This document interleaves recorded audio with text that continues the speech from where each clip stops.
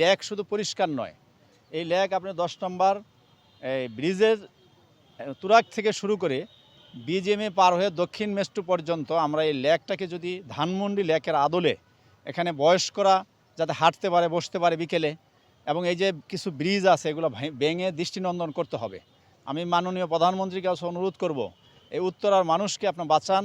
উত্তরার পরিবেশ অত্যন্ত দূষিত, এবং এই উত্তরাকে একটি দৃষ্টিনন্দন, এখানে একটা পার্ক যদি বা লেক গড়ে তোলা যায়, এই এলাকার প্রায় 20 লাখ লোকের উপর মানুষ বসবাস করে। বিকালে কোথায় যাবে, কোথায় বসবে, ওই ধরনের জায়গা নেই। এবং বিকালে যদি মানুষ গিয়ে বাচ্চারা বসতে পারে, খেলা করতে পারে, বয়স্করা হাঁটতে পারে, বসতে পারে, যেটা ধানমন্ডি এবং হাতিরঝিলে রয়েছে। এরকম প্রকল্প আমরা শুনতে পাচ্ছি মিডিয়ার মাধ্যমে বিভিন্ন এলাকায় হাতে নেওয়া হচ্ছে। আমরা চাই এই প্রকল্পটা দ্রুত সেভাবে গড়ে তোলা হোক, এবং সেটা মানুষ সারা জীবন বিএনপিকে মনে রাখবে।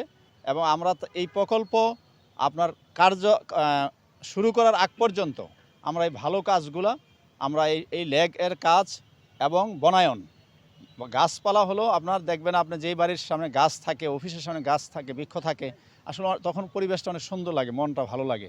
এই সারা উত্তরাই আপনি যেভাবে গাছ লাগানো হয়েছে অপরিকল্পিতভাবে বিগত সময়ে, এগুলা কোটি কোটি টাকা অপচয় হয়েছে। আপনি দেখেন, এই মিডিয়া আসছে, আমরা পরিকল্পনা মাফিক আমরা এই কাজগুলো করতে চাই।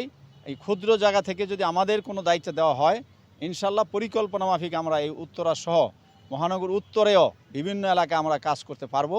আপনাদের মাধ্যমে মেসেজটা আমরা মাননীয় প্রধানমন্ত্রীর কাছে রাখতে চাই, যে দায়িত্ব আমাদের দিলে আমরা দায়িত্ব নিতে পারবো ইনশাল্লাহ, এবং কাজ করতে পারবো।